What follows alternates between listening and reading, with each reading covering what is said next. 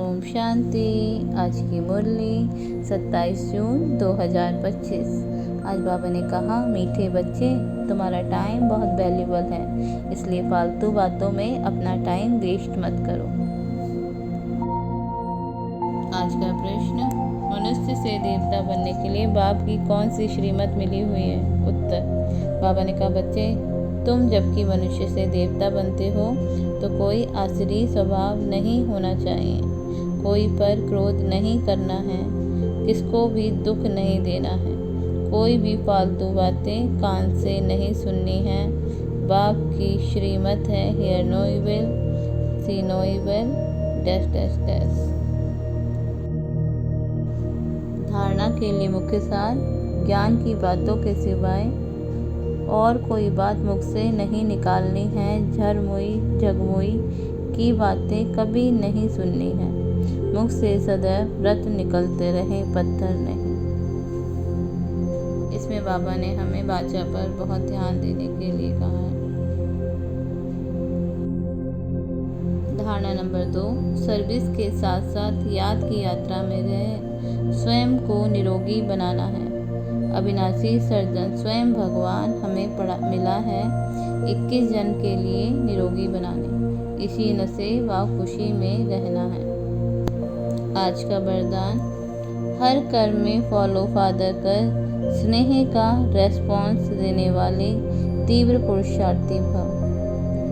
विस्तार, जिससे स्नेह होता है, बाबा ने कहा, जिससे स्नेह होता है उसको ऑटोमेटिकली फॉलो करना होता है। सदा याद रहे कि यह कर्म जो कर रहे हैं ये फॉलो फादर हैं। पूछना है अपने आप से कि जो भी कर्म हम करें वो पूछें अपने आप से कि ये फॉलो फादर हैं। अगर नहीं है तो स्टॉप कर दो। बाप को कॉपी करते बाप समान बनो। कॉपी करने के लिए जैसे कार्बन पेपर डालते हैं वैसे अटेंशन का पेपर डालो तो कॉपी हो जाएगा, क्योंकि अभी ही तीव्र पुरुषार्थी बन स्वयं को हर शक्ति से संपन्न बनाने का समय। बाबा कह रहे हैं अगर अभी नहीं बनाया तो फिर बाद में नहीं हो पाएगा, इसलिए पहले कॉपी करना है। और कॉपी करने के लिए जैसे कार्बन पेपर डालते हैं ऐसे यहाँ पर बार बार अटेंशन देना है, अटेंशन का पेपर डालना है कि ये जो कर्म मैं कर रही हूँ वो बाप समान है या नहीं। अगर नहीं तो फिर उसको चेक करके चेंज करना है। अगर स्वयं को संपन्न नहीं कर सकते हो तो सहयोग लो, तो किसी से सहयोग, निमित्त आत्मा से पूछो कि हम क्या करना चाहिए, नहीं तो आगे चल टू लेट हो जाएंगे।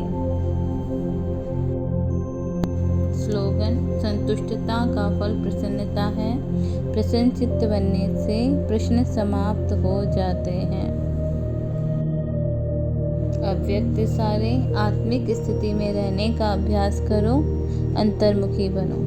किसी कमज़ोर आत्मा की कमजोरी को ना देखो। बाबा कह रहे हैं कि इसके लिए हमें किसी भी कमज़ोर आत्मा की कमजोरी को नहीं देखना। ये स्मृति में रहे कि वैरायटी आत्माएं हैं, सबके प्रति आत्मिक दृष्टि रहे। आत्मा के रूप में उनको स्मृति में लाने से पावर दे सकेंगे। आत्मा बोल रही है, आत्मा के संस्कार है, ये पाठ पक्का करो तो सबके प्रति शुभ भावना रहेगी। इसमें बाबा कह रहे हैं कि हमें उनके कर्मों को ना देखकर आत्मा को देखना है कि आत्मा बोल रही है, तब हम पावर दे सकते हैं उस आत्मा के लिए, शुभ भावना की सकार दे सकते हैं और शुभ भावना का प्रभाव भी तब पड़ेगा। अच्छा, ओम शांति। मुरली को याद करने के लिए दिन में कई बार चित्रों के साथ मुरली को देखें और फिर बाद में बुद्धि से चित्रों को रिवाइज करें और याद करें बाबा ने हमें इसके बारे में क्या बताया। अच्छा, ओम शांति। इस प्रकार करने से हम अपनी आत्मिक शक्ति से अपनीपन बुद्धि को चलाएंगे और तीव्र पुरुषार्थी बन जाएंगे।